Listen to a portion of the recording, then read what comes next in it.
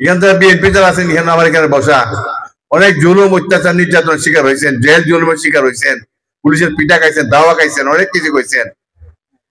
আর শীতের সময় এরকম শীতের সময় অনেকে পলায়ন করে বন্ধের মধ্যে ঘুমাইছেন নেরাম ইয়ে দিয়া খের না খের দিয়া বিশ্বাস পাইছে ভাঙবো এটা ভাঙবো অবস্থা আওয়াজ করছে। আপনারা যারা একজনের নীতি আছে আদর্শ আছে, আমি কথা শেষ করতেছিলাম, উনারা চা বাগান বলেন আর ওনারা বলেন এরা একটা নীতিতে বিশ্বাস ছিলেন। স্বাধীনতা আছে সবারই, রাজনীতি করার সবার অধিকার আছে, স্বাধীনতা আছে, সঙ্গে সঙ্গে স্বাধীন মতে মত প্রকাশ করার স্বাধীনতা আছে। তারা যদি অন্য দলে বিশ্বাসী হন, অন্য দলের আদর্শে বিশ্বাসী হন, আমি দুঃখিত হওয়ার কোনো কারণ নাই, বাধা দেওয়ার অধিকার নাই, ওনারা করছেন। কিন্তু হিন্দু ভাইদের উদ্দেশ্যে বলি, আপনারা কিছু পান নাই, আপনারা নির্যাতনের শিকার হয়েছেন, আপনারা অবহেলিত হয়েছেন, আপনাদেরকে মাঝে হিন্দুই বলছে, মাইনরিটি বলছে, আপনাদের ন্যায় বিচার ইনসাফ থেকে বঞ্চিত, আপনাদের সম্পদ অনেকে দখল করছে কারা? যারা আপনারা নেতা বানাইছিলেন, অভিভাবক করছেন তারাই। আমরা তো চিরকাল বিরোধী দল, আমরা তো দুর্বল, যান বাঁচানো আমাদের ফরজ। আমরা কিভাবে আপনাদের জুলুম করতে পারি? জুলুম না করি জেলে যাই, আর আপনাদের জুলুম করলে তো মেরেই ফেলবে গুলি করে। Cross fire. আমি আপনাদেরকে আশ্বাস দেই, চা বাগানে আমাদের হিন্দু ভাইদেরকে, হিন্দু সম্প্রদায় সনাতন ধর্মীয় অবলম্বী যারা আছেন, আপনারা ধর্ম আপনারা পালন করবেন, যার যার ধর্ম তার কাছে। ধর্মের স্বাধীনতা সবার, রাষ্ট্র ধর্মের স্বাধীনতা যার যার, রাষ্ট্র সবার। সেই মানসিকতা নেয়া আপনাদের আপদে বিপদে প্রয়োজনে যখন যেভাবে দরকার, আমরা আপনাদের অভিভাবক নয়, আপনাদের পারাদার হিসাবে, আপনাদের ভাই হিসাবে আপনাদের পাশে থাকবো, সাহায্য করতে দিতে পারি। তারেক রহমান সাহেবের নির্দেশ আছে।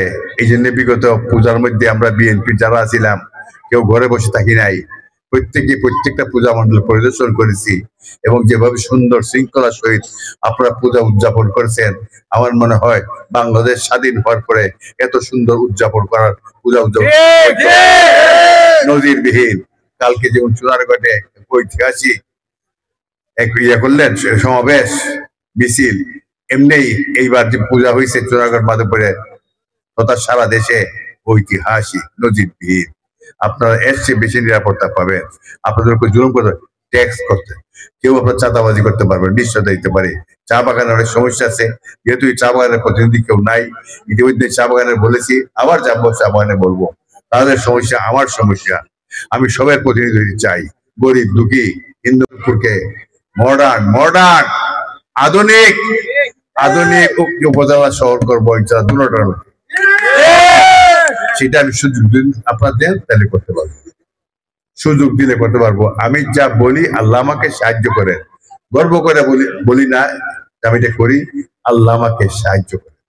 এই জন্য বললাম, আমার স্বপ্ন চুনারগড় মাধবপুর যারা অবহেলিত জনগণ আছেন, এইসব এলাকা অবহেলিত এলাকা আছেন, উন্নয়নের মাধ্যমে মানুষের ভাগ্যের পরিবর্তন, সুখ শান্তি নিরাপত্তা উন্নতি, দিকে দিকে কর্মসংস্থান সৃষ্টি করা, বেকারত্ব দূর করা, জুলুম অত্যাচার নির্যাতন থেকে মানুষের রেহাই দেওয়া, চাঁদাবাজি থেকে রেহাই দিয়ে একটা সুন্দর মাধবপুর, সুন্দর চুনারগড় আপনাদেরকে জীবিত অবস্থায় উপহার দিয়ে দিতে চান।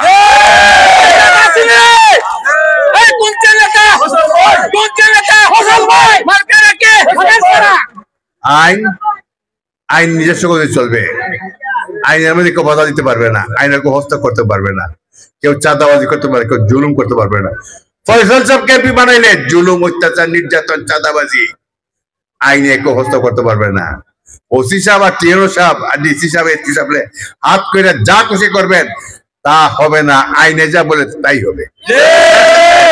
আইনের ঊর্ধ্বে কেউ না, আইন অন্ধ করে চলে। কাজেই হাসিনাকে আইনে মাফ করছে না, তাহলে হুঁশিয়ার হয়ে যান, সাবধান হয়ে যান। যারা মনে করেন বাইক মানুষের জনগণের, অবহেলিত জনগণের বাইক কিনে সিনেমিনি করবেন, আপনাদের দিন প্রায় শেষ ইনশাল্লাহ। তারেক রহমানের নেতৃত্বে নতুন সরকার গঠন হলে আপনাদের দেশের নয়, আপনাদের ভাগ্যের পরিবর্তন হবে, দেশ উন্নত করবে। যাই হোক, আজান বুঝে পড়ে গেছে কয়েকটা। আপনারা আর কি চাইছেন আমার কাছে কিছু চান নাই। আর আমি কি বলবো আমি জানি না, জানি আপনার সমস্যায় জর্জরিত। সমস্যার সমাধান চান না, উন্নয়ন চান তো। কেউ তো এখানে 500 টাকা 1000 টাকার লাগে আসেন নাই, আসছেন এলাকার স্বার্থে, ঠিক না? এলাকার সমস্যা চিহ্নিত করে সমাধানের মাধ্যমে। আমার শেষ কথা একটাই, জীবনের শেষ আল্লাহ তোমাকে বাঁচায় রাখছেন, এইটাই আপনাদের দোয়ায়, আপনাদের সমস্যা সমাধানের জন্য। আমি চাই, আমি অনেকে বলে আমার বয়স বেশি হয়ে গেছে, কার বাপের বয়স বেশি না, কার চাচার বয়স বেশি না বলেন। বয়স বেশি হওয়া কি অপরাধ? মহাত্মা গান্ধীর নাম শুনছেন? এত বড় ভারতবর্ষে এত বড় নেতা ছিলেন, ওনার বয়স হয়েছিল। একে ফজলুল সাহেবের নাম শুনছেন? উনিও বয়স হয়ে রাজনীতি করছেন। আর আমাদের এখন সরকার প্রধান ডক্টর ইউনূস, উনি আমার প্রফেসর, ইউনিভার্সিটির শিক্ষক ছিলেন, আমি ওনার ছাত্র। উনি বড় না আমি বড়? বুঝেন? আমি আপনাদের সেবক হিসাবে, আপনাদের খাদিম হিসাবে বাঁচতে চাই। আমি আপনাদের খেদমত না করার সুযোগ না পাইলে বাঁচবো না। খেদমত করার সুযোগ পাই, আপনাদের উন্নয়ন করতে পারি, আপনাদের সেবা করতে পারি, আমার হয়তো হায়াত আরো অনেক বেড়ে যাবে।